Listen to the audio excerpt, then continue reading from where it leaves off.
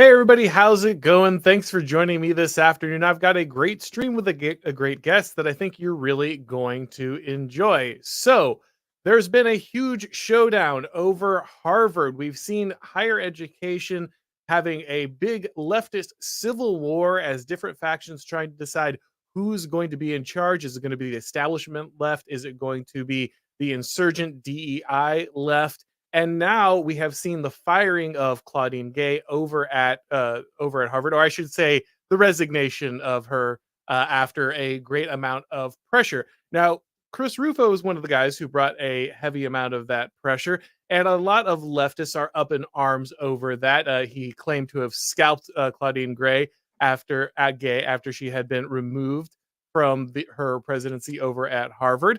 And we saw a lot of wailing and gnashing of teeth about that. But there are other factions that have been intimately involved in making sure that the kind of pro-Palestinian segment of the university leadership gets pushed out. And so we're going to be asking the question, is this a win? How did this go about? How are the leftists reacting to all of this? And joining me to do that today is, of course, everyone's favorite frog, the Prudentialist. Thanks for joining me, man. Thanks for having me on, Auron. Always a pleasure.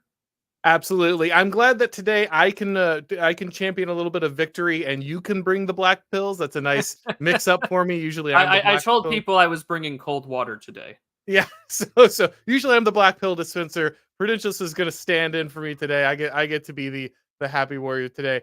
But we'll get into all that in just a second, guys. Before we do, let's hear from today's sponsor. Hey, guys, let me tell you about today's sponsor, Magic Spoon. Like most of you, I have fond memories of waking up at the crack of dawn, excited to watch all the Saturday morning cartoons. Mom didn't want to wake up that early on Saturday, so that meant that we got to pour a bowl of our favorite cereal for breakfast. They taste great, but of course, they're full of sugar, so they're not that healthy, and that's why it was a treat. But now Magic Spoon has an alternative to that cereal that you love that has zero sugar but still tastes great. Magic Spoon has reinvented your favorite childhood cereals to taste great, but each serving contains 0 grams of sugar, 13 to 14 grams of protein, and 4 to 5 net grams of carbs per serving. It's a keto-friendly, gluten-free, grain-free, and soy-free way to relive those moments watching your favorite cartoons. Plus, it's 140 calories a serving, so you can start that New Year's resolution with something that tastes great. Peanut butter is my favorite, but they have all kinds of fun flavors like blueberry muffin, maple waffle, and birthday cake. So head to magicspoon.com/Auron to grab a custom bundle of cereal and try the magic for yourself. And don't forget to add their delicious treats for on-the-go snacking. Be sure to use the promo code Auron at checkout to save $5 off your order. And Magic Spoon is so confident in their product that it's backed with a 100% happiness guarantee. So if you don't like it for any reason, they'll refund your money, no questions asked. So start the new year off right with a delicious bowl of cereal at magicspoon.com/Auron and use the code Auron to save $5 off.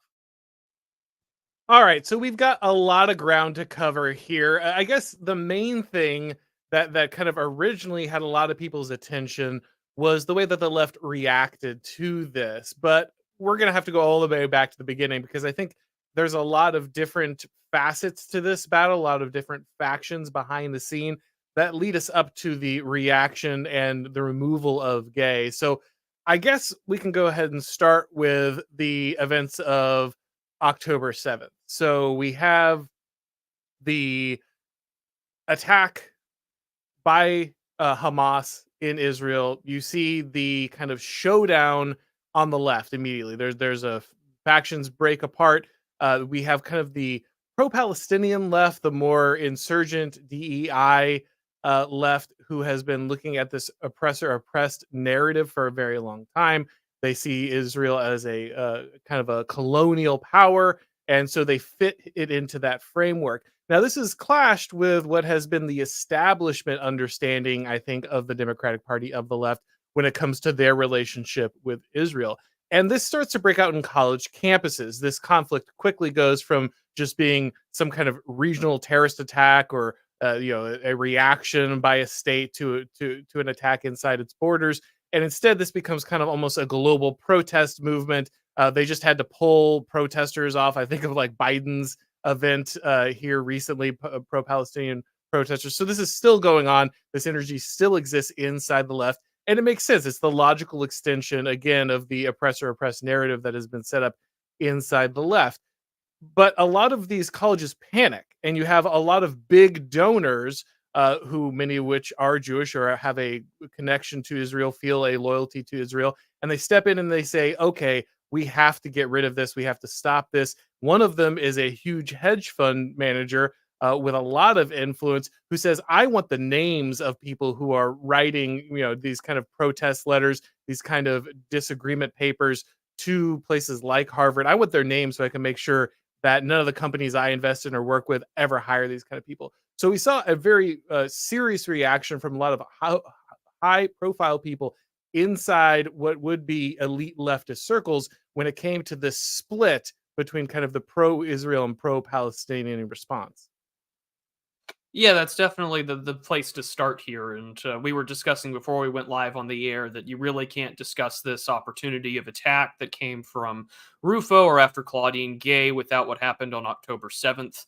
And of course, the congressional, hearing that was held that Elise Stefanik from New York had sort of laid into with sort of what felt like very easy rhetorical games to play. Like, well, are you going to just condone what appears to be blatantly, genocidal rhetoric on college campuses? And they were twisting themselves into knots linguistically and rhetorically over it. And it does illustrate the contradictions inside sort of the progressive coalition is that historically, there has been for decades in the United States and college campuses this, sort of privilege plus power type of critical race theory, or even just critical theory in general, that, there isn't real racism, there isn't real power, unless you're the one in charge, absolutely doing it to disenfranchised or disempowered groups.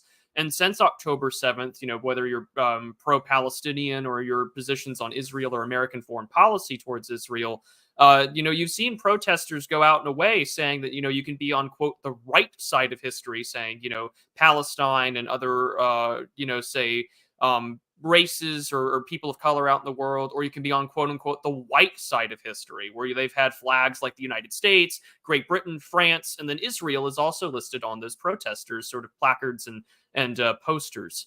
And so they have this narrative wherein they see Israel and they see the Jewish people as white. And of course, they'll doing so has created, of course, this huge form of dissonance and a lot of conflict inside the leftist coalition. And that's what's really garnered this response is that because a lot of progressives that have been raised in the university system, these college students who are woke activists, future NGO managers, future congressmen and lawyers, these people view it that way. And because they view it that way, we've seen this huge rift that has emerged. And Claudine Gay's performance in Congress and having the board stand by them had let this opportunity of attack emerge because, someone like Chris Burnett, who works over at Carlstack, had been talking about the plagiarism issue for quite some time now. But now with the, protests and the pressure going on from Bill Ackman and other disaffected donors to endowments and so on, has led to where we are today, which, of course, Claudine Gay was stepped down as the president of Harvard. She wrote a very lengthy op-ed, although whether or not she wrote it is totally up for... it was too good for her to write it, I personally think. I think someone wrote it for her. So better than plagiarism. But she had made it very clear that this is not just an attack on me. It's an attack on people of color. It's an attack on all elite institutions. It's an attack on diversity. So this attack on all sort of leftist idols over, progressivism, diversity and inclusion, the exchange of ideas, basically that, a Haitian immigrant like me should be able to contribute to the storied history of Harvard. And, she's been forced to step down. And the thing is, however, she still works at Harvard. She still works in the African Studies Department. She still works for their Humanities and Political Science Department. She makes $900,000 a year. That money wasn't seized. The endowments haven't been taxed. They haven't been removed. I know you like to tweet about tanks on Harvard Yard, but so far what we've seen has been a very symbolic sort of victory to wherein, yes, Gay is no longer the president of Harvard. She still works there. She still makes nearly $1 million a year.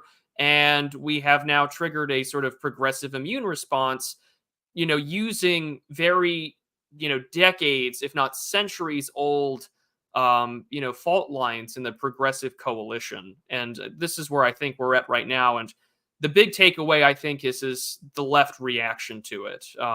This is what I would call the equivalent of a pinprick. Someone, shocked themselves maybe after walking on the carpet for too long and touched someone else. And they're treating it as if they've been, viscerally disemboweled or had a limb amputated when it's really not that big of a deal. And this illustrates sort of the difference in power between the right and the left. This is an asymmetrical conflict, but to the left, it doesn't matter. Even if you just got a prick drop of blood, to them, this means sound the alarm bells. The Ivy League institutions are under attack, and we have to institute a state of exception.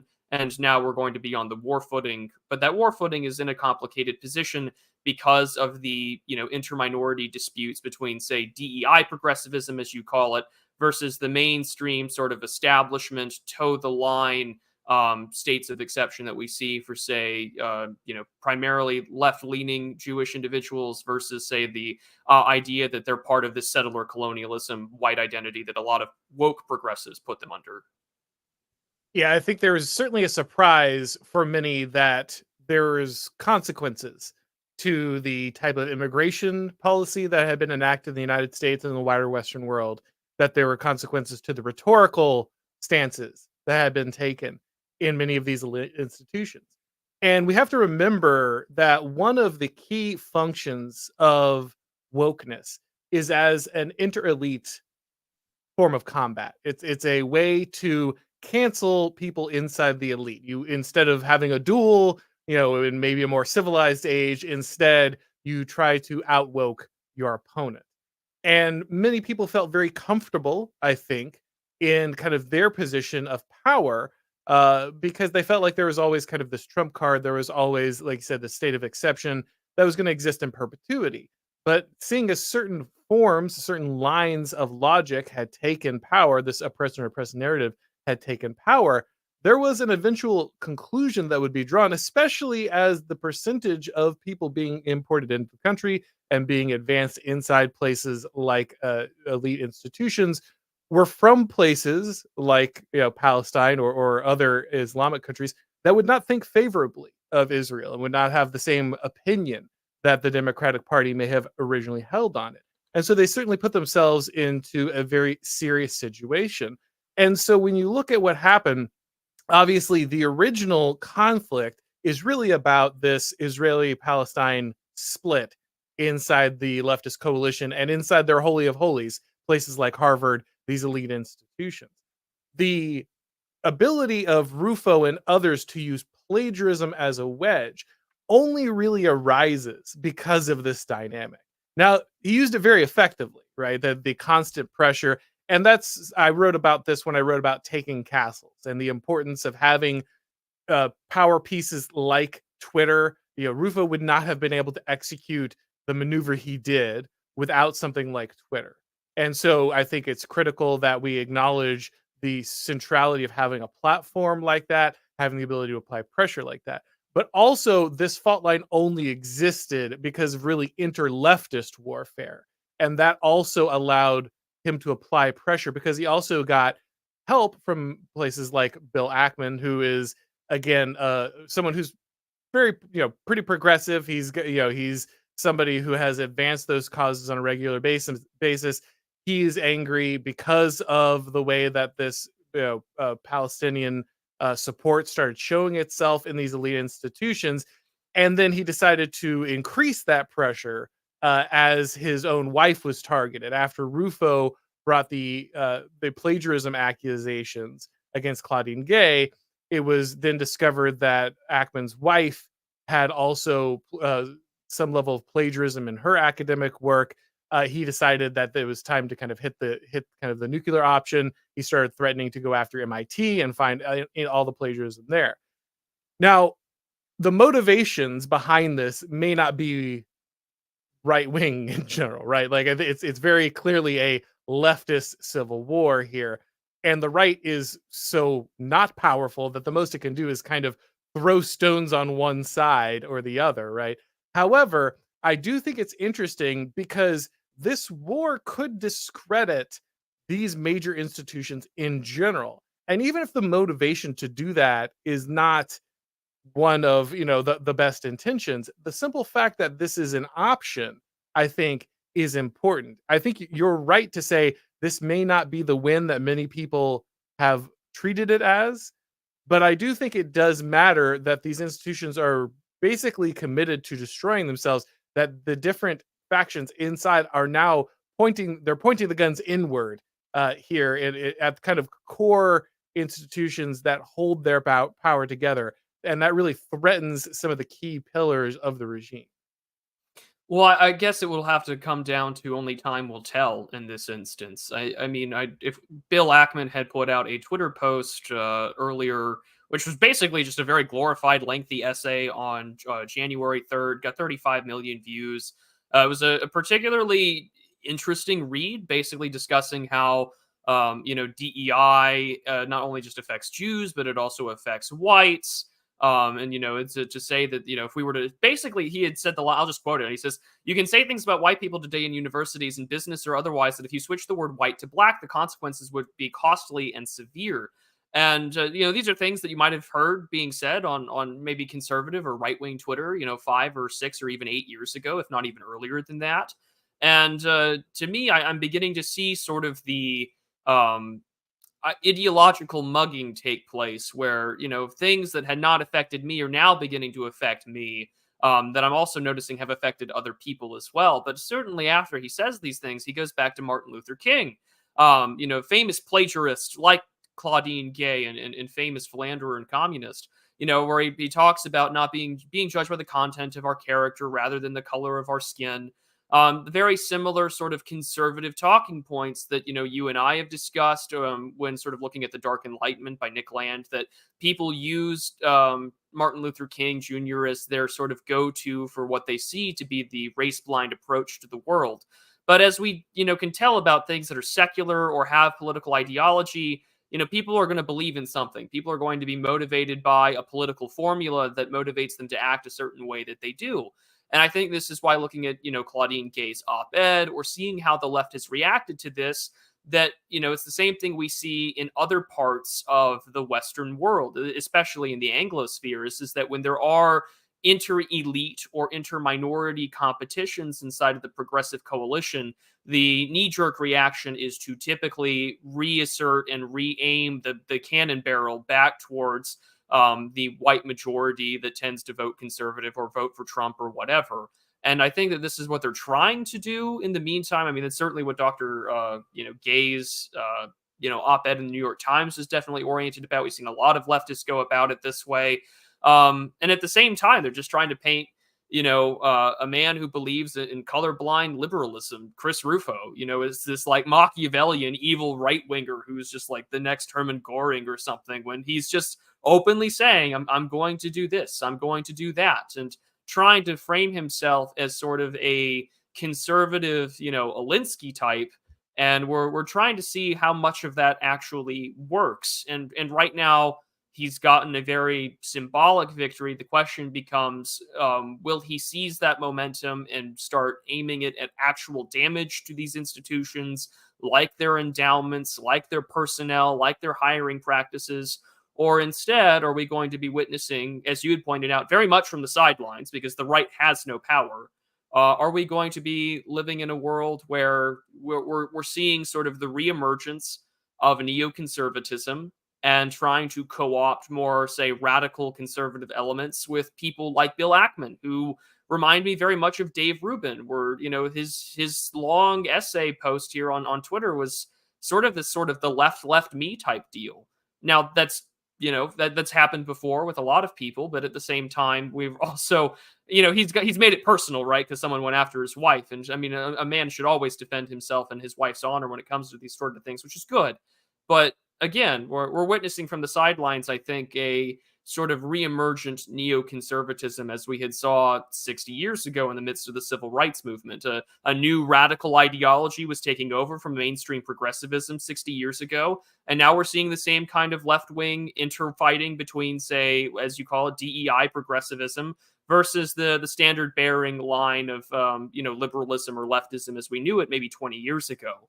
And this is where we're at today, is that the great awakening from 10, 15 years ago is coming home to roost, back in the very institutions that birthed it. And now people are witnessing that they're being hoisted by their own political, rhetorical, and pedagogical petards, and they're trying to respond to it. And Rufo has given them sort of the energy and the avenue to respond in kind. The question just becomes what happens next. And for me, I do not see this as the victory that many people are calling it on Twitter.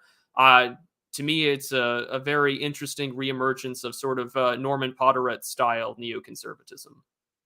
Yeah, it is, I think, very frustrating and rightly so for people who watched the progressive movement back every aspect of this, watch the kind of DEI insurgency, the Great Awakening into all of these different institutions, watched a very vicious and still something, something that's consistently supported by corporate America and basically every American institution, which is the singling of whites out as the problem, as the issue, as you're allowed to say things, as Ackman has now suddenly discovered about white people that you can't say about anyone else. That if if you selected for employees the way that corporations do, if you selected for admissions the way that uh, that Harvard and other universities do, if you gave these long speeches about the evils of any other race, of any other ethnic background the way that they do for people of European descent,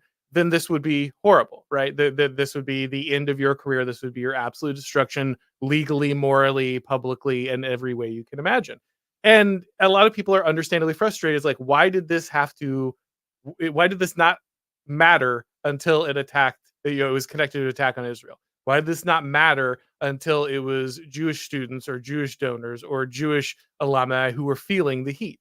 Professors, those kind of things. Like, why is that what had to advance this ball? And I understand that. That makes perfect sense. And the fact again that this is part of this inter leftist civil war and not really its own kind of uh, force brought from the right to stop this kind of behavior says a lot, to be sure.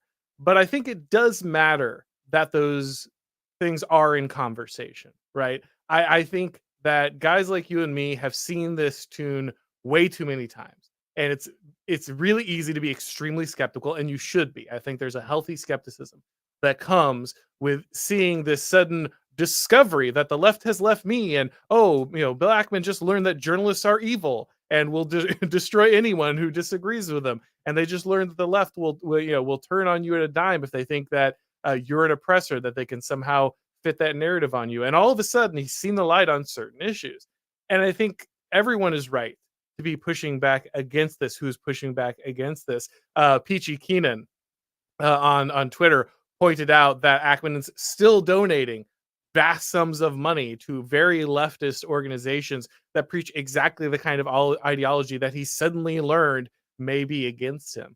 And so I think there's a very, very good skepticism. I've written multiple pieces on the neocon cycle and how conservatives seek these newly converted leftists out and hand them power and hand them prestige because they are the closest thing to the regime, and therefore they still have the smell of the regime on them. They still have kind of the elevated position of authority and status conferred onto them by their proximity to high spaces in the regime. They seek these people out, they incorporate them in, they make them leaders, and all of a sudden they can't believe that they're fighting for the same thing that the left was fighting for 20 years ago. So we've seen this cycle before. I think everyone involved should be careful with handing leadership to any of these people or completely embracing this as an unqualified victory. However, like you said, that is allowing these conversations, that is allowing a focus of certain attention on certain issues. And importantly, I think it also allows the training of some political battle. You don't have generals unless you have experienced colonels, and you don't have experienced colonels unless you have experienced lieutenants. And you're not going to win the whole thing in just one political battle. And so even if this is not the coup de grace, even if this is not the ultimate victory over Harvard, I think there is a value in learning how to fight these skirmishes before you need to go into a larger protracted political battle. Yeah, I'm really glad that you had brought up your neocon cycle piece. It's probably one of your best ones out there to sort of explain how this works, and it does illustrate, I think, this desperate desire to be seen as acceptable or wanted by, maybe disaffected regime personnel or elites. That the lesson that should be learned from out of all of that is that if you're on the right, or if you're a conservative, if you're someone out there, you're going to probably be alone lest you surrender whatever kind of sovereignty that you have. I mean, we saw this when sort of neoconservatism got popular 60 and 50 years ago. Was is that people that were disaffected over, say, like the civil rights regime or America's foreign policy in the Middle East, the people that were initially interested in trying to change the course of America, the old right, had found themselves in this sort of new Buckleyite sort of conservatism where whatever the majority of the nation at the time, demographically speaking, had lost sovereignty and became dispossessed in the search for these allies and elites. Conservatives are going to be alone in a lot of these issues lest you constantly cater to the needs of others. And when you do so, you lose out on any sort of political capital or interest to keep that coalition going. I mean, we've seen this so rapidly over the course of the last 20 years, especially. I mean, to a point where 20 years ago, conservatives and Democrats would agree on what a marriage is. And now, we see mainstream conservative outlets congratulate, quote unquote, surrogacy or having children from couples like Dave Rubin and the like. And it does illustrate how fast you lose your own principles, your morals, and your sovereignty over the political issues that you care about. Now, I do agree with you. Yes, this is an opportunity for people to get some political experience in terms of activism or in terms of, trying to conduct political asymmetrical warfare. Because I mean, that is what we are. We don't have billions of dollars. We don't have the media. We don't have the state. The difference between Dark MAGA and Dark Brandon, for example, is that Dark Brandon has no problem throwing you in jail and arresting you, without any really due process. Whereas, Dark MAGA can be some really cool edits on twitter.com. That's just the way that things go right now. The real thing I think that will going forward from this is that, can this experience be used for causes that either disrupt the neoconservative cycle or at the very least can help destabilize other institutions? Because again, this is nothing more than a pinprick. Claudine Gay going down is like toppling one statue, but a million other statues still exist, and you haven't taken or defenestrated anybody from, like, the Congress or whatever. And to me, that's a really big deal to look at in this situation. Is that can this experience be utilized elsewhere? I think the idea of using plagiarism to expose problems like the competency crisis, the replication crisis, and just how much of our money, tax dollars, is wasted on these institutions, on these ridiculous grants and money and classes, is a good thing. I mean, it would take maybe 5 guys with weaponized autism and large language learning models to start going through every major publication that has been published in Science or any other journal and recognize that most of the most prestigious scientists, social scientists, etc., that we use as talking heads for the next COVID, the next political issue, the same people that had studies saying, actually protesting for Black Lives Matter reduced your transmission of COVID. Exposing these people as plagiarists and fraud is a very good avenue of attack that they should pursue. The real thing that I think that needs to be looked at is, can that momentum be seized? Because if not, you're going to see this kind of feuding between people like Chris Rufo and Curtis Yarvin happen ad infinitum and ad nauseum until, again, whatever momentum was there has been fizzled and dried up like a puddle in a baking vat of asphalt at 105 degrees. It won't go anywhere. Yeah, I think that the ability to discredit is really key. And of course, this is the big debate, right? This is the big debate between someone like Yarvin and Rufo. Rufo believes that you can be a right-wing Alinskyite, right? You can use these tactics. You can hold these institutions accountable to their own standards. You can freeze the target. You can and you can do everything that Alinsky said, but you can do it from the right.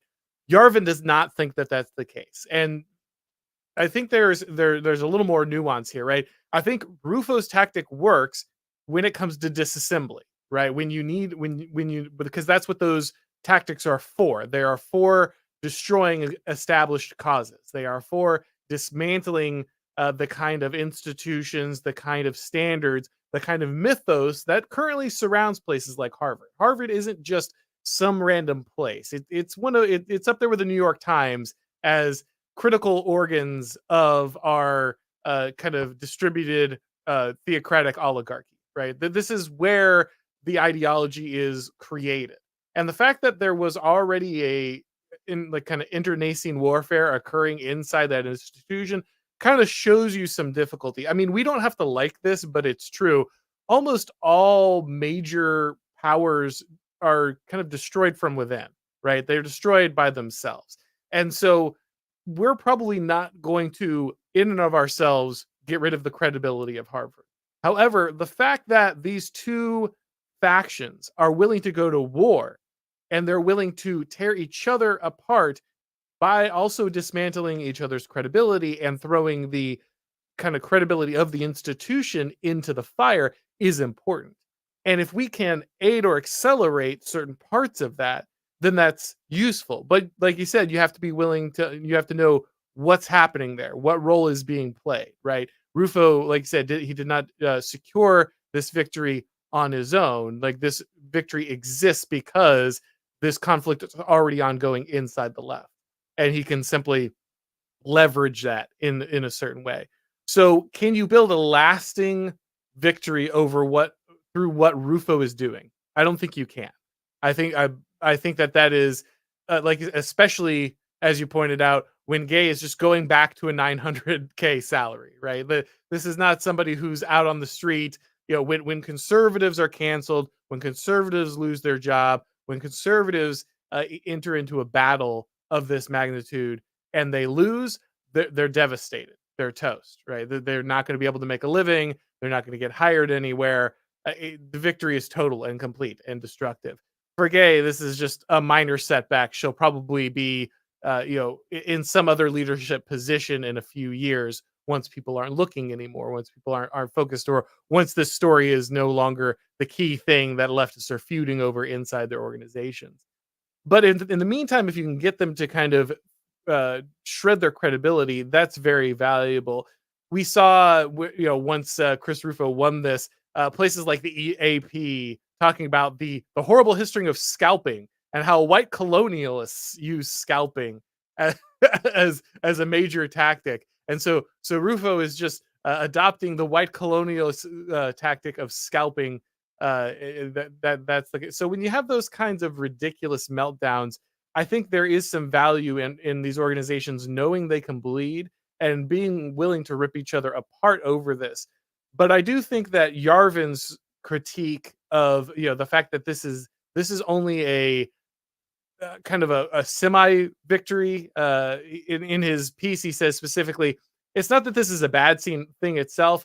It's getting high over a win like this. It's treating a small victory like this as if it's a complete toppling of the system, because it most certainly is not that. The left is still in charge of these institutions. These institutions still rule the roost, and conservatives, they're not going to be putting Chris Rufo in as the president or anything. They're just going to replace Claudine Gay with a slightly more doctrinaire leftist, probably one from the winning faction of the Civil War, and then they're going to move on. No conservative will be sitting in any positions of power after this. Yeah, and it looks like they've already done that with Dr. Barber, the currently acting president of Harvard. It certainly looks like that as it is, and yeah, that's the big critique is that victory. Either you're engaging in some kind of total war scenario where like your objective is to wear the enemy down, to destroy their institutions, and to do it. The difference is, of course, between say like the asymmetrical warfare that we're witnessing versus say like a parody type event is that there is a huge disparity in power. Rufo or any sort of moderate race blind, let's go back to just how things were prior to the Great Awakening. They are vastly outnumbered, outfunded, outgunned. Now, I mean, it's good to have someone like Bill Ackman or the Pershing Fund in your back pocket to help keep this attack going. The difference can be is that even if you were to go back to sort of that system, the legal American infrastructure has already adopted for it. We've seen the radical expansion of disparate impact doctrine. We still have the cases with regarding Bostwick. We've seen this with regarding race as well as gender identity being part of sort of the greater civil rights regime. And, if you're still citing Martin Luther King Jr. and you're still citing like the idea of that we can have things just based on the content of our character, not, race or anything like that, you're still going to be called a racist and you're still going to be sued under these, under this sort of grand jurisprudential infrastructure, right? I mean, this is the question about pressuring, to examine what's the root cause of this, right? And like we've both seen the meme from the good old boys that you can have a 5,000 point plan to destroy wokeness, but unless you're willing to destroy, disparate impact and the very blatant degree of anarcho-tyranny when it comes to race in this country, which comes really from the sort of civil rights regime, good luck even trying to go back to the 1990s or to a pre-woke era when it comes to being race blind in our selections or meritocracy, because we also don't have the demographics of 20 to 30 years ago. We don't have the judges or the political ideologies of 30 years ago. And at very best, you're witnessing a very late rearguard action against something that has already taken over the institutions 60 to 70 years ago. I mean, this is what Helen Andrews over the American Conservative talks about. It's not really so much ideology as it is that we have totally replaced the pedagogy, demographics, and funding mechanisms of what these old institutions used to be. And that was half a century ago, if not more. So we're in a position now where, yeah, you can get a pinprick out, but that $900,000 salary isn't being seized. That's going to say, Chris Rufo's projects in Florida, but also this symbolic victory isn't giving any examples for what you could do at a local level. A good example of what's being done at the local level would be Oklahoma's Governor Stitt basically banning from the state university system any sort of diversity, equity, and inclusion office. And that could go further as well, considering what powers the governor actually has. And that's a big deal here. And the debate at the end of the day is going to be between sort of the disaffected, the left me types who want to reform the institutions, and then those who are far more on the right that recognize these institutions need to be razed to the ground. Because it's like the age old story about revenge, right? Like, oh, we spare the son. Well, now the son is going to spend the rest of his like young adult life training to get revenge on his father. And if we, we take down Harvard, okay, great. That means MIT or someone else who survived this Harvard attack is now going to train to make sure that Rufo is taken out, or that Bill Ackman is defenestrated publicly or something like that. And I think that that's a really important thing to consider here is that on international relations, for example, to sort of provide an allegory to this, you have what are called hegemonic states versus revisionist states. Hegemonic states like the status quo. They want to keep it as is. Revisionist states want to usurp power, change the international paradigm, and do it how it is. So the United States is a hegemonic power versus like China, which can be seen as a revisionist state. The question is like, well, are you a revisionist, or do you want to like keep the hegemon as it is with some slight changes and reform to maintain power? And until, these guys determine what they are, reformers, revisionists, or they want to just keep the status quo with some slight tweaks, these kind of things are going to keep happening. And again, these are just byproducts of so many other issues in America, whether it be unfettered immigration, the complete control of ideology in the country, which is leaning towards the left, the complete demographic replacement of what used to be America's elites. Until those things get addressed, these Harvard problems are going to continue. And the old sort of neoconservative establishment is going to try and restart that cycle the next time they feel that their group is being attacked. And unfortunately, you have said it yourself, the woke isn't being put away anytime soon. So we're going to see more flashpoints like this happen as other universities try and react to the fact that, wokeism, this DEI progressivism, this oppressor versus oppressed narrative, as long as they keep including Israel and the Jewish state a part of that, then we're going to see more Harvard flashpoints happen. The question just becomes, we're going to just see more free speech be clamped down. We're going to see universities try and carve out a special exception, but that's not going to stop the interminority fights on the left coalition from doing what they usually do, which is reorienting their rifles and cannons back to the majority population, which is predominantly white flyover America that has already been systematically excluded from elite institutions, the media, government, press for decades. And that's where I think that when the dust settles, we might see that very much likely be the case. I think that there is a very real fault line, like you said, kind of between those that understand that what is necessary is the dissolution of these institutions and not simply their reform, and those who think that they simply need to make a few tweaks, right? That's going to be the huge dividing line. The reason I'm a little hopeful about this particular scenario is that whether Ackman, I don't think for a moment, I don't believe for a minute, the guys like Ackman would actually want to get rid of academia. His wife is an academic, right? They support this institution in theory, but with the fervor that they feel to stop what they think is like a loss of power inside the leftist coalition, the response that they have is actually picking away at the very fabric, the very core of the institution. If you can if you can show that there's a huge plagiarism crisis inside academia, if you can discredit this, if you can have academics sniping at each other, different parts of the left going after each other's academic work, this is basically like getting two factions of a religious group to go to war over what their religious book says, right? Like that you're creating a scenario where the coalition cannot really be held together. The institutions that are central to the coalition and to the perpetuation of its message and the projection of its narrative power can't really survive if they're kind of directly firing at the ground under which they stand. Now, it's entirely possible that this blows over, that they redirect this energy, like you said, and it doesn't go this direction.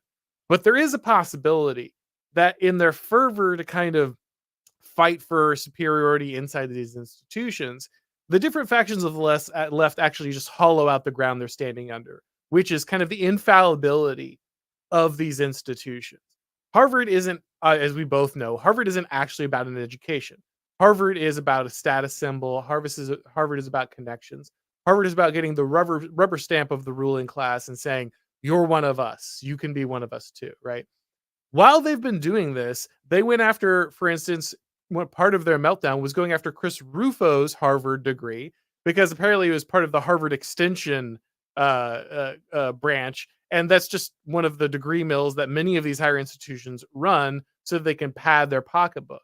And so you have a bunch of Harvard professors or Harvard alumni going on about how unprestigious Harvard degrees actually are, explaining that really, basically, like half the degrees we hand out are meaningless, and you shouldn't even rank these people among our standing. That's the kind of stuff that wounds the credibility of an institution. When you have the people who are supposed to be your priests actually saying, well, really, half of this stuff doesn't matter, and we just do it for profit, and you should completely, not look at Rufo with any kind of validity because he happens to have his degree from this section of Harvard and not the right section of Harvard. Again, attacking the academic credibility, attacking the plagiarism, attacking those places as degree mills. You suddenly realize that these places are kind of eating themselves alive so that these factions can figure out who's going to rule over the ashes. And I think that is the most interesting development that comes out of this. It's not even really, Gay's stepping down. It's not really the displacement of any particular elite. It's the willingness of these two sides to just cut at the core and then the foundation about what makes these institutions important and what kind of mystifies the public about these. I mean, don't get me wrong, they'll still have power after this is done. Harvard can completely abolish the foundation of its kind of spiritual power and still wield power for a while. But once you're running on kind of pure authority, once you're kind of running on, you don't have any of the founding myth anymore. You don't have any of the political formula. You're just standing on kind of the fact that, well, rich people pay us to get in here so that at some point they can get paid more money and be part of the ruling elite. You can only have that for so long when you no longer have that noble lie standing under institutions like Harvard. Eventually they fall down. And I think that's kind of where the real victory is, even if that isn't what maybe Rufo is celebrating, or what other parts of kind of this current victorious coalition of neoconservatism are celebrating about this particular win. I think that could be an effect. I'm reminded of that clip with like Jim Carrey. I think it's in Dumb or Dumber, where you're like, "Are you serious? So you're saying there's still a chance?" And not no, I mean, there is a chance. I don't mean to be a complete, Debbie Downer for this entire episode here, Oren. But to me, what I sure, you can totally destroy the credibility, and I mean, I feel like the last several years have done a great job at destroying that credibility, increasing polarization, divisiveness, and the decrease in public trust in institutions, both on the left and the right. But as you and I both know, politics is about rewarding friends and punishing enemies. It does not matter that right wingers or conservatives or even disaffected liberals look at Harvard and they're like, "Whoa, I don't want to, go take my son there anymore," especially if I'm if I'm Jewish or if I'm white. I wouldn't definitely want to take my kid to Harvard. It seems like a very hostile place for my kid to get an education. They'll come out hating me. Like, that's a terrible idea. The problem is that for aspirational foreign students or people who just got off the boat or people whose parents want to send them off to be the next sort of like Joaquin Castro type, yeah, I'm definitely going to send my son to Harvard. I definitely want him to be connected with other progressive elites that are going to radically transform the country, like Barack Obama promised and did as he was as president. Those are the things that I think are important for us to consider here is that, listen, unless you radically gatekeep and tell these people, no, we're not going to bring progressives in anymore, or we're going to do this, it's again, the cycle continues. And it's the same thing that we've seen from what Rufo has written about. This goes back to what Yarvin was critiquing him about. If you're going to use the last generation's batch of leftists to attack the newest institution, you're just a different type of, Leninist trying to, come up with some sort of plan to take over the institution or to do so. And to me, that is an issue that needs to be addressed here. Is that, yeah, the interscene fighting can happen. This little civil war can take place. The big question at the end of the day, and you already had said it yourself, is that they're still going to have power. How much power they have, I don't know. But they're still going to have enough where people will want to take their kids to Harvard if they are aspirational progressives that want to run for Congress, be attorneys, run a non-governmental organization that facilitates social change and the like. I'm just not seeing the potential for a win in the way that we're going to do so. I mean, like, not to throw your tweets back at you, right? But like the tanks on Harvard Yard thing would be a really great, not literally, although one can dream. You want to find a way where they don't have the financial capability to fund the racket that they've been a part of for the last 70 years. And until we're in a position that they are defunded, all that we're going to do, like we said at the beginning of this episode, is look from the sidelines and throw stones at whoever we don't like the most. And I'm okay throwing stones. I don't live in a glass house. They do. But the problem is they don't mind living in a glass house that's full of cracks or holes, because at the end of the day, they can just hire or import 50 million more people to go fix the glass, and we can't. And that power asymmetry is the big deal here. How do we learn to fight a cold political asymmetric conflict? And right now, I'm not seeing that being waged on a level that would be beneficial to us. And if not, all that we're going to do, as I said earlier, is the reemergence of neoconservatism, the Norman Potterit style, disaffectation and dissatisfaction with the current civil rights regime that now includes wokeness, disparate impact, all this, a lot of progressives you choose as white. Like, we're going to see a repeat of what we did in the 1960s. And there are four things that allowed this to happen. As we mentioned at the beginning, the October 7th attack, the entire progressive machine evolving to incorporate these people as white, Chris Rufo seizing that momentum and working with other disaffected, wealthy donors to do this, and then, to some extent, Dr. Claudine Gay being black. Those are the four main things that really did allow this to be the perfect sort of boiling pot for this event to take place. The question becomes, will the momentum be seized that actually moves it to destroy the legitimacy, not just in the eyes of the right, but the left? And can we utilize the plagiarism accusations to destroy more of academia? And until then, I think we're going to keep having this debate for the next several months. Yeah, I think that, again, all of the skepticism is well placed. But the real question, is when you don't have power, as you pointed out, when you're not going to have these particular roles, what does a victory look like? Right. And I think there's a really valuable point in understanding that this is a small victory, but immediately pushing for more. I mean, this is what the left does in everything, right? Yeah. They're never happy with a victory. They No. get somebody fired, they don't care. They want the institution gone next, right? They want everything connected to it destroyed. Like they never sit on their laurels and say, okay, well, this is I am now, dominating this thing. No, it's the next, it's the next step. Constantly secure the next hill. This win, if we go back to the kind of the Yarvin stance, is this a win that creates more power?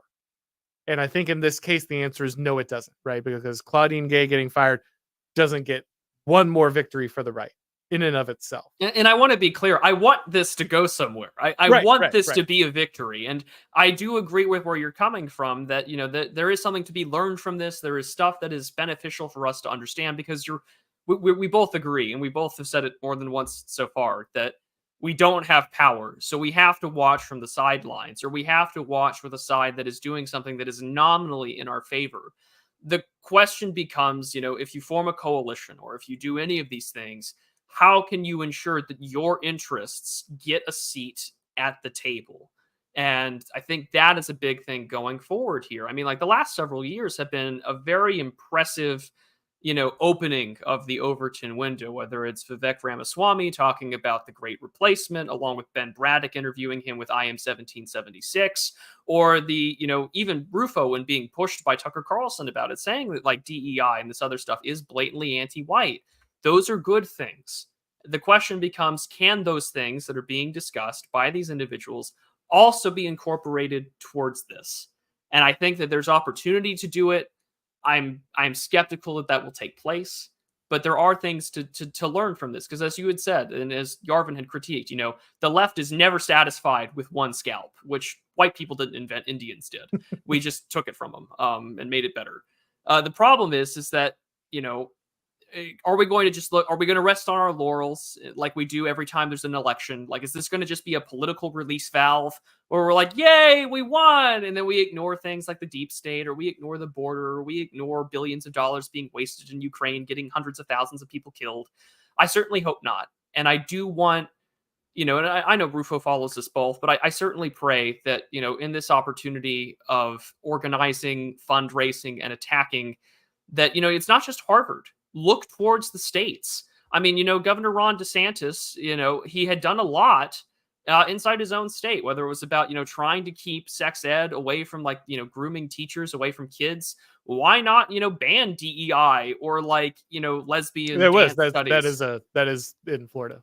Yeah, it is in Florida. I Yeah. mean, like, just work with Governor DeSantis. Do these things. I mean, Greg Abbott in Texas could learn from Ron DeSantis, could learn from Governor Stitt in Oklahoma. You're in charge of the state institutions for education. Take that money. But we also need to be doing more on our side, I think, to provide competency and to provide avenues for people who want an education that doesn't just mean you went to a degree mill to go work for an NGO. I mean, Hillsdale College is one of the best institutions in America because it still does the classics and it doesn't have obvious academic jokes like Claudine Gay working there or teaching there or being students of that institution.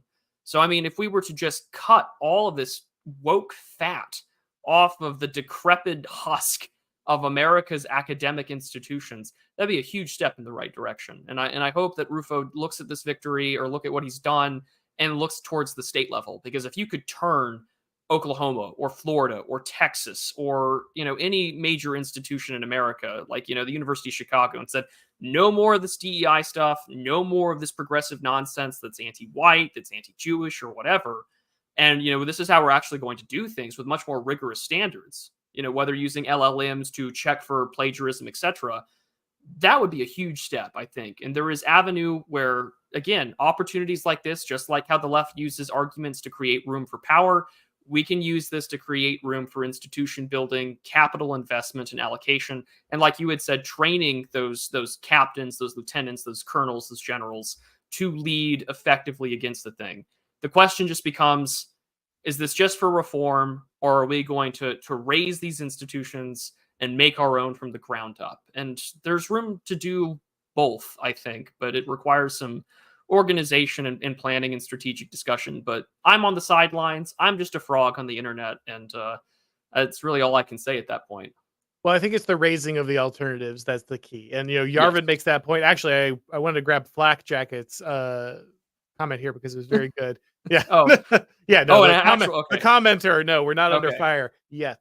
Flak Jacket says real victory doesn't look like Harvard dying. Well, we'll disagree about that, but he says real victory looks like the masses looking to us as a replacement. And that's exactly right. That's why it's too soon. We aren't ready. And I think that's Yes. a good insight. I think that's a very good insight. I 100% agree with it. And I mean, this isn't just. I think it was Huntsman on Twitter, Human Map Intel. He works in logistics, and he says, the most critically important demographic to look at right now are a bunch of like mechanically well-trained, competent, like 50-year-old white guys that are just like shaking their head, thinking like, "Oh God, this is my replacement. These are the people I have to train who are morons." You want that because I mean, whether it's airline doors falling off, 40% of America's bridges needing to be repaired, or that most of college institutions have a doctor, Claudine Gay of their own, you want to be competent. And that means not just in education, but in business and in training young people and making sure those vocational skills happen. I don't mean just blue collar tradesman stuff. That's a good thing to have as well. But I also mean like airline pilots, things like this. I mean, even if we did get a return to like meritocratic, race blind liberalism, as we saw when California banned affirmative action, white enrollment went up and African and American and Hispanic enrollment went down. And that Palladium magazine article about the competency crisis is that, listen, diversity does kill. And we have to ensure that if people want to look at us as as the replacement to these jokes of institutions, we need to be recruiting, getting the most competent people on board. And this is a point that's been echoed by Rufo, echoed by Jeremy Carl at the Claremont Institute, and has been echoed by anyone who sees the writing on the wall that America's infrastructure, education, and to a large extent also its military is falling apart, and we can see it right before our eyes. And we're just openly reporting about it. I mean, when even the military is just like the people who helped build our Minuteman III nuclear missiles, our most important strategic nuclear deterrent. We don't have the men that can remake them or rebuild them or to function them, to upgrade them for 2024 technology. That's a huge problem.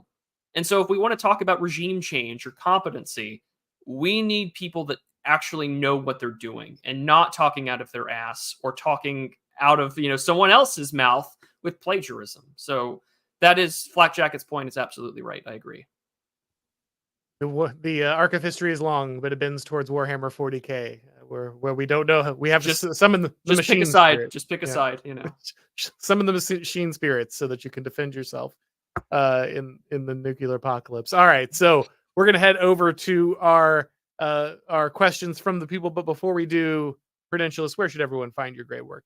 Well, wonderful. Well, you can find me on YouTube as The Prudentialist. I'm very close to cracking 11K on the subscriber count. So by all means, subscribe if you like what you've heard so far and what you do. I'm also going to be spending a considerable more time on Substack as well. So theprudentialist.substack.com. You can find me there on Twitter, Telegram, Rumble, Odyssey, Libsyn, all other podcast platforms. And as always, Auron, thank you so much for having me. Absolutely. And guys, of course, make sure you're following The Prudentialist and all of his work. Make sure also that if this is your first time on the channel, you'll go ahead and subscribe and make sure you're hitting the notifications, guys. I'm getting a lot of people saying, hey, you did streams like 3 months ago that I didn't even know happened because they're just not showing up in the notifications. You got to hit that bell. You got to turn on the notifications, all that stuff. YouTube just is like, oh yeah, you're following someone. Sure. You're subscribed to someone. Doesn't mean you want to see their content, right? You know how it works, especially with the right-wing channel. So make sure that you go ahead and turn that on. And of course, if we want to get these broadcasts as podcasts, listen in while you're working out, when you're out mowing the lawn, something like that, you can go ahead and subscribe to the Auron MacIntyre Show on your favorite podcast platform. Leave that rating and review when you do to make sure that everybody can see the show. All right. So Michael Robertson here for $5. He says, I'm just here for the frog of the week. Here's your frog, good sir. Yes, you are the frog today. Yes. Let's see. Creeper Weirdo says, how long until earnest Jews realize that in order to be themselves, they have to become right-wing? Also, Rare Dave W. Well, I don't know what that transition is going to look like, or if we're going to see another neocon cycle, if we would see people actually learn a lesson. I think so. I think the key is always whoever it is coming over to the right. The thing you always want to look for is, do they have a real understanding that they were wrong? Because what happens so often when people make this neocon transition from the left to the right is they say, "Oh, I have all the same principles. It's the left that's changed." And what they're saying is, I didn't do anything wrong. I was right the whole time, and I'm still right. And there's no lesson to learn. Just, the team shifted under me, and so I'm just changing my affiliation. I'm not actually changing any principles. That's a problem. That means that person has not learned anything. That means that they just think that they were right the whole time, and they are going to continue to be right, and they should have leadership positions and power and everything else that goes along with their status. They should just have it in a different party or on a different side of the political aisle. The people that really change are the ones that come to you and say, I was wrong. I was wrong about these things ideologically. I was wrong about these things morally. I now understand the way that these things connect. That's the real thing, right? The way that these different moral principles, these moral visions connect to what I saw becoming a problem inside this movement. And I have changed, because of this. That's really the kind of conversion that you're looking for before you kind of understand that someone's actually kind of changed what they're doing and have really made their way over to, say, the conservative or the rightward sphere. Yeah, absolutely. I mean, they have that natural sense of in-group preference, which I think makes a lot of people right-wing just by nature. I don't know about the rare Dave W. I don't know what that's in I'm not reference sure where that's connected to either Maybe there. his conversation with King Crocoduck. I have no idea. But I mean, like you had said, or you want someone who has some genuine contrition when they convert. 'Cause, I mean, if not, we already have a million Dave Rubins that are allegedly on the right. You don't need another one. And until I guess they recognize that maybe my interests and their interests are actually more common than they think, and they're going to give maybe some breathing room to that political interest of mine, maybe. But until then, only time will tell. Buggo here says Harvard not going back to its Puritan roots. Forget about the. I think that's pretty safe. I said this on Twitter, and I think I said in an interview at some point as well. I don't want to control Harvard. I mean, that would be nice. Don't get me wrong. But that's not the ultimate goal. My goal is that no one cares what Harvard thinks anymore. That's really what matters. You are not going to see the right retaking Harvard anytime soon. I said that in the Castle piece. So it's the discrediting of the institutional framework that undergirds the current regime that matters. And so to the extent that Harvard can make itself a joke, to the extent where people can view Harvard as kind of the degree mill that it is, the prestige stamp that it is, and not a institution that actually wields any real prowess when it comes to education or those kind of things. That those are victories. I don't think we're going to see. I don't think they're going to be putting any kind of Ted Cruz isn't going to be running Harvard anytime soon, and so I don't think you should see that as the kind of term of victory. Instead, it's really that Harvard just no longer matters in the long run. That's kind of when you'll know you've won. Yeah, Which is good. when it's treated like an adult continuing education class or a Right. GED mill, then that would be a good victory. Or Yes. like it's just a historical site, saying like this was once Harvard, a place where like Puritan clergymen were trained or something like Yeah. that. Yeah. That would be fine, treat it like a memorial. But until then, I would love to see it razed to the ground, like the left has raised the William Penn statue, Teddy Roosevelt, the Reconciliation Memorial in Arlington. But until then, victory is yet to be achieved. If you go to Oxford, the Central Chapel there, technically there's still services every once in a while, but for the most part, it's just a bunch of university students walking people around and being like, can you believe that people used to like worship here in the middle of Oxford? And when people do that for Harvard, like at some point they just walk you through Harvard and you're like, can you believe that people used to talk about progressivism and these people actually ruled, the world at some point in this institution? But now we just kind of look at it as quaint. That's when you've won. It's just there's a tour going through talking about how this used to be a hall of power, but now it's just a symbolic historical building sitting somewhere off in the Northeast. Creeper Weirdo says pessimism from from the jaws of optimism. Hey, Frog Man. Like I said, I appreciate Prudentialist coming on today and letting me play the optimist. That was very kind of him. I don't do it often, but it's funny because I usually say on your show when the left does something crazy, I usually say I'm not surprised, and this is one of those times where I'm kind of surprised to see some optimism on the right. I recall a very famous bald man saying, "Optimism is cowardice." So Yes, here we are. here we are, dripping with optimism. These guys. Yep. All right. Gabe Underground says there's no real difference between Rufo and the James Lindsay types in the terms of their beliefs, but I'll have to concede that catering to the Back to Fresh Prince type, like Ackerman, is it our form of patronage network? Sadly, yeah, there is a little bit of take your W's where you can get them here, right? You wish that that was not the case, but if this is a way that you can drive a wedge, if this is the way that you can kind of wound what look like the impenetrable walls of your enemy and their power, then you kind of take the W there. I do think that Rufo and James Lindsay are different. I think that they both have a core of classical liberalism, if that's what you mean. But I do think Rufo is looking for solutions and is willing to engage in solutions that James Lindsay simply is not. Because I think that while Rufo is probably too wed to certain parts of the kind of classical liberal orthodoxy, he is, I think, still right wing in a way. He has the right wing ant smell, as Dave the Distributist likes to say, in a way that Lindsay is not. Maybe he is not the terrifying fire breather in that some of the liberal press would like to make him out to be. But I don't think that he and James Lindsay are the same animal. But that's just. Yeah, I mean, I wish Chris Rufo had the right wing like nastiness that like the establishment press said that he does.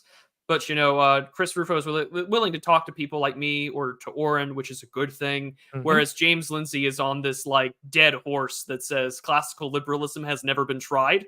So, I mean, one guy is a well-known new atheist gay activist. The other one at least wants to take out progressive Harvard. So I know which guy I like more than the other. That's right. And Rufo, again, we've talked a lot here, but I want to say he is the most effective conservative political activist out there. You might say, well, that's sad because there should be more effective activists. Okay, sure, but he still is, and so you should really understand. When you have somebody who's racking up a lot more W's than you've seen in a long time, there should be something you're paying attention to. But that doesn't mean you have to agree with everything. That doesn't mean you have to say that this is enough or this is sufficient. But you should still be noticing there's a reason this guy's winning when other people aren't. So don't when you're in this kind of situation, you can't sit around and just bag on every single possible route to victory. That I think that's one thing that Rufo is right on, that Yarvin is not. That that constant push towards we can't possibly win anything is self-defeating in a big way. Creeper Weirdo says, last one. I'm glad that more people have a reason to ask questions. No, not that one. People might think outside of the woke now. Yeah, and that's really what I'm saying is, yes, I understand that a lot of this discussion did not start from the place that many people on the right would wish it had. That there are certain political realities that people wish you didn't have to play inside of, I suppose. But at the end of the day, the fact that these conversations are happening, that these institutions are facing the kind of scrutiny that they are, that this warfare is damaging the credibility of and foundations of some of these institutions is good. I'm not the person who's, all of this will inevitably mean that the conservative backlash is coming. Like, I'm not that guy. I'm certainly not delusional that those things are inevitable. But again, you gotta notch those W's where you can. Yeah, Uh, I mean, at the end of the day, right? Like the fight is going to be between, as you mentioned, the old left or old classical liberalism versus this. And if you're on the right and you don't trust them or whatever, I mean, this is what has the right done on the line for the last like 8 years that was successful? It was pushing these people for the rightward, and that is what needs to happen until you are tried as a heretic to the right wing orthodoxy. last one. The distributor said religious Jews would eventually move right. Well, I mean, that's certainly true for some, not as many as one would hope, and perhaps this event will increase that number. Unfortunately, religious Jews aren't actually the ones that wield the most power in many of these situations inside that coalition.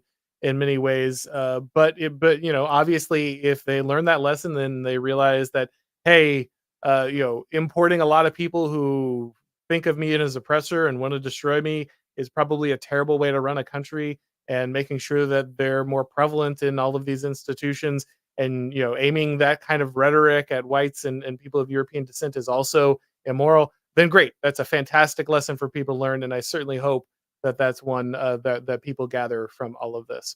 All right, guys. Well, we're going to go ahead and wrap this up. But once again, thank you to the Prudentialist for coming on. Always a pleasure to have him. Please make sure that you subscribe to the channel, guys. Thank you for joining. And as always, I will talk to you next time.